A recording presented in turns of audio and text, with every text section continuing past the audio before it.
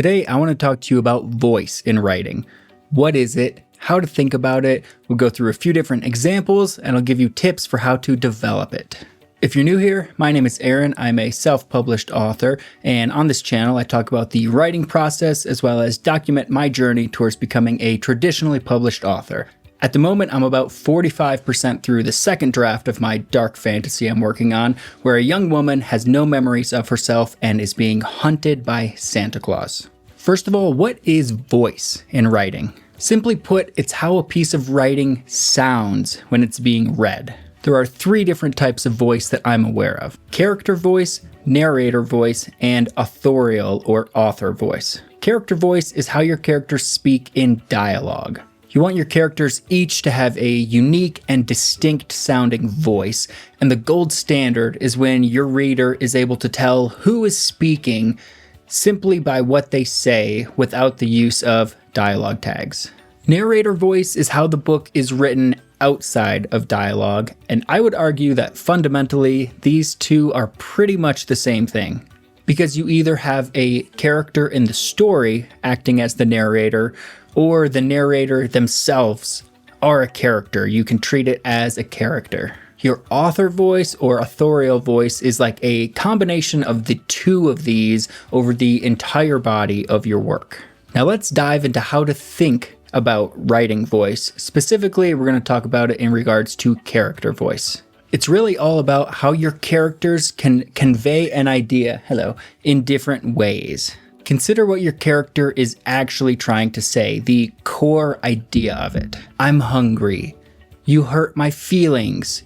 This chocolate tastes good. Just the real core of what they're trying to say. So for example, to say, I'm hungry, here's what different characters might say to convey the same idea. Oh my God, I'm starving. Or, my belly's getting real grumbly.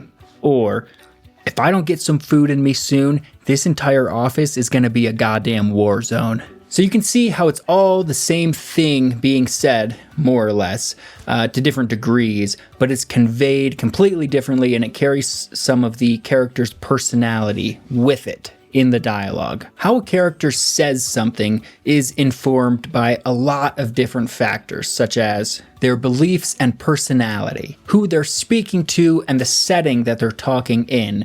A character is going to speak differently to their parent versus to a teacher versus to a friend, especially in different settings. So they'll talk one way in church, one way in public at the grocery store, and another way out at the bar hanging out. It's also affected by their age and where they're from, as well as their hobbies and the slang they use and different idioms or metaphors that get thrown into conversation. Considering all these factors is how you're going to convey a character's voice and really let it come through so they're not all just sounding the same, kind of flat, just talking. You want it to pop and you want it to really amplify who the character is, essentially make their speech, their dialogue, a caricature of the personality traits that they have. Turn it up to the max, because after all, they are a character. So you don't necessarily want realistic dialogue. You want dialogue that sounds like your character. The way they speak should reflect who they are. So a 65-year-old war vet turned pastor in Kansas is going to talk way differently than a 17-year-old artist in Los Angeles struggling with addiction and homelessness. They're two very different people, and their speech is going to reflect that. You can also convey information about how the quality of speech comes across through variations in spelling and punctuation. For example, you might drop the G on the end of certain words like huntin' or fishin'. So instead of saying high and mighty, you could have a character say high and mighty by adding in a couple extra vowels there, and you can do it with consonants also. It just depends on the word to make it make sense. And with these sort of spelling and punctuation variations, less is more. The point is to convey this information to the reader and then let their brain fill in the rest instead of doing it and hammering it home and actually ending up making the text harder and more difficult to read. That's not what you want at all. The same idea applies to accents or regional dialects.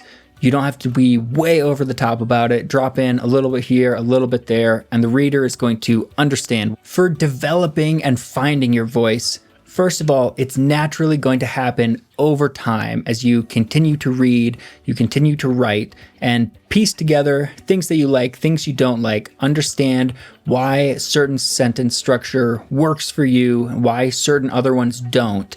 And the voice is just the accumulation of these patterns and of dialing in character voices and getting a narrator, whether it sounds like you, or a character in the book, or a third made up narrator, omniscient character, whatever. Find what you like and try to emulate it. So through a combination of how your favorite authors write, as well as your own life experiences getting funneled into this, you will develop your own voice. It will come out naturally through the repetition, through the progress, and through becoming a stronger, better writer. For extra practice with characterization or putting more voice into your writing, something you can do is go to a public space like a coffee shop or anything like that and listen to people's conversations. Try to replicate some of the dialogue that they're having on paper without paying any attention to their body language, the actions they're doing, their facial, their emotions as it's coming through. Strictly focus on